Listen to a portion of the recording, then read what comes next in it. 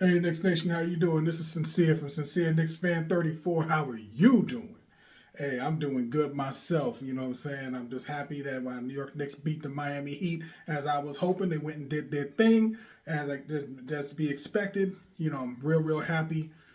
I'm real happy to see Karl Anthony Towns. I'm happy of how I saw him come on out and play. I mean, my man had 39 points, 11 rebounds, doing his thing.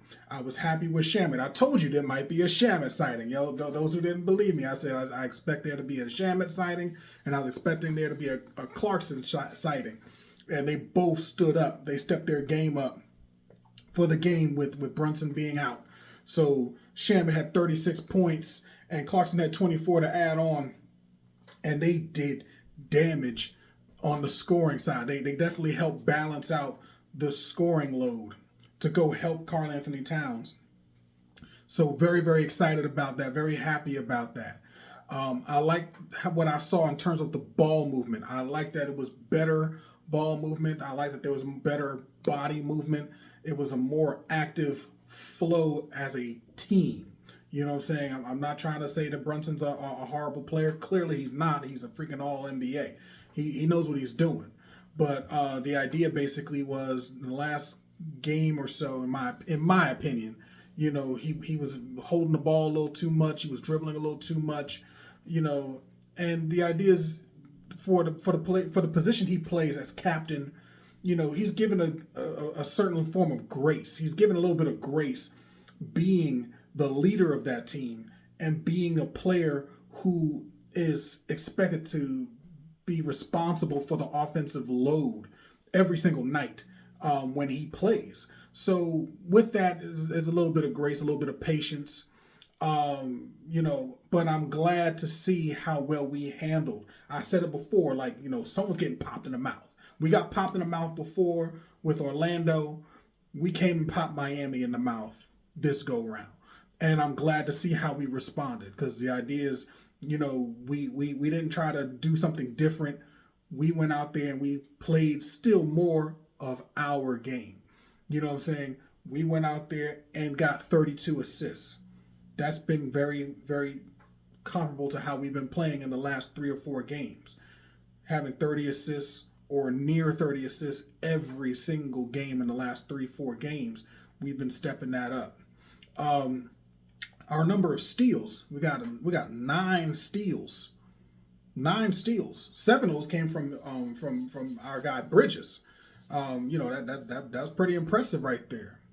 OG Anunoby, you know what I'm saying, he still did his thing. He got injured. I think it was like a hamstring, something like that. So I'm just hoping that he has had enough time to recoup for Monday. You know what I'm saying? I'm expecting him to still be able to come back. If he's not able to come back, hey, it's right now it's November. You know what I'm saying? We need him more so when we're in the playoffs. So I'm not worried about a game or two. The same way I'm not worried about Brunson. Brunson might be out for a game or two. He may be out more. I'm not a doctor. But the reality is our team played well. We played well against a team who wanted to rip their throat straight on out in the game. You know what I'm saying? They had no problems trying to embarrass New York. They got no problems doing that. But that's not what happened. The New York Knicks came in and we won, right? It was not a one-sided victory. It was a well-fought victory. And I'm very happy of what they did. So we had 51 rebounds compared to Miami's 46 rebounds. We had 20 offensive rebounds versus Miami's 15. We had 31 rebounds. Actually, it's tied up, 31 all. That was impressive. Free throw percentage, 79% for the New York Knicks, 73.5 for Miami. As I said, 32 assists versus 32 versus 30 with assists when it came to New York versus Miami. Nine steals versus 4. 8 turnovers versus 11. I said before I was expecting the Knicks to lower the number of turnovers, and I'm expecting that to continue to be the process going forward. With 39% as a team from the three-point line versus Miami's 43% from the three-point line. And to be honest, Miami's three-point shots was what was really keeping the Miami Heat so much closer in a place where they can continue to compete throughout the course of the night. Those 3-point shots was what really was bringing Miami back into the game, because I felt that the Knicks really had the game for the most part, but Miami was really hitting some shots though. They was really hitting some shots. We as the New York Knicks, we do got to get better at trying to get people off that 3-point line and make it a little more difficult for those that take 3 points and make it more difficult for them.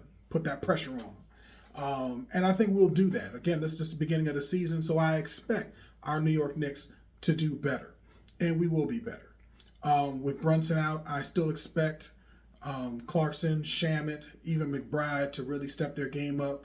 And I'm going to be honest, I actually expect McBride's scoring numbers to kind of come down a little bit. And I say that only because my guy is usually the defensive presence on the head of the opposing team's ball handling guard. So I can see him putting a lot of energy and effort trying to stop opposing guards on a nightly basis until Brunson comes on in. Whereas he doesn't have to worry so much about the offensive load because he does have Clarkson. He does have Shamet. Even Josh Hart's 3-point shooting has gotten better. So we have a lot of different players that can play their roles and positions. But I'm not expecting McBride to come out here and have 20-plus point games. That's not what I'm expecting. Now, if he does, even better, because, hey, it is what it is, right? But I'm expecting him to have his primary focus on the defensive end of the floor and bringing the ball up and helping to not turn the ball over. And him and Bridges and OG and Clarkson and all these guys, they did an amazing job of not turning the ball over very often. So kudos to them for that. So kudos for responding very well, showing some toughness, and responding to a team that definitely was ready to rip their heads off if they were sleeping on. So good job to my New York Knicks. Good job to Karl-Anthony Towns. Now, I'll be honest with my Karl-Anthony Towns. I'm giving him his flowers because he did step up, and I expected him to step up. But something that kind of concerns me is that my man still has his moments where he likes to complain to the refs. He still has those moments, and I applauded him in previous videos. If you don't believe me, check my previous videos out. Hey, if I'm lying, you can call me out. But I have said he has complained less, and I still feel that he has complained less in the last 3 or 4 games. I truly do believe he's complained less, and I think that has helped him to just stay focused on playing his game, rather than try to see if he can change the tide by making referees make a call. So with that being said, I expect Karl-Anthony Towns to continue to be aggressive. Me personally, I like and love the fact that he's actually gone out there and made it his business to go and attack the rim more. You know what I'm saying? Even if he's doing floaters or whatever, he's going towards the basket compared to just flinging up threes real fast. I'd rather him do that and attack the basket more. And then as the flow and the rhythm start coming in, then, all right, now you can kind of expand your game and start taking it a little further out, and knocking down shots. There were a number of shots that I looked at and I was like, yeah, that's your shot, bro, but you're not in rhythm. That's your shot, but you're rushing it. That's your shot, but you're not. That's not the time to take that shot. Good timely shots. Shots are in rhythm. Saying these are things that can help a team be successful or create a turnover that is unnecessary. So just as much as having those silly fouls, which I've called it out on before, taking shots that are not necessary. It's not necessary. You know what I'm saying? Like, let's not go and play ourselves or our team. We're trying to win. So I'm happy with Karl-Anthony Towns. Still room for improvement, but not a bad job. And I love how we work together, still trying to balance out the offense. Our defense still needs to pick up, but we're coming along, people. We're coming along. At the end of the day, we got the win. I'm happy with the win. I can't tell you how much I love beating Miami, so it's all good to me. You know what I'm saying? So we're just going to continue to do what we do. I forget who we have up next, But the reality is, I feel that whoever we're going against, we're going to do very, very well. Hoping that it'll be a nice building block for continued team success and team building and working together as a unit. I expect it to be a thing where when Brunson does return, hopefully sooner than later, hopefully not too soon, meaning like something that can aggravate an injury or make it worse. But just the idea of applying that offense better as a team concept and not just a my turn, your turn, my turn, your turn, and and it throws people off. So we'll see how that goes. Mike Brown, I applaud him because it looks like he really has been holding people accountable. It does look like he's out there implementing his system, and I like that. I like that. He is using more people, but I'm gonna be honest, I'm gonna call this one. You notice that his success has been utilizing similar playing numbers like Tom Thibodeau. Yeah, I said it. He's playing more the players that Tom Thibodeau used to be successful. And you know why? Because it helps with winning. But I also think it's more so that the idea is he's trying to get everybody in a rhythm. So I think that's what's going on more so than he's just not believing in the youth or nothing like that.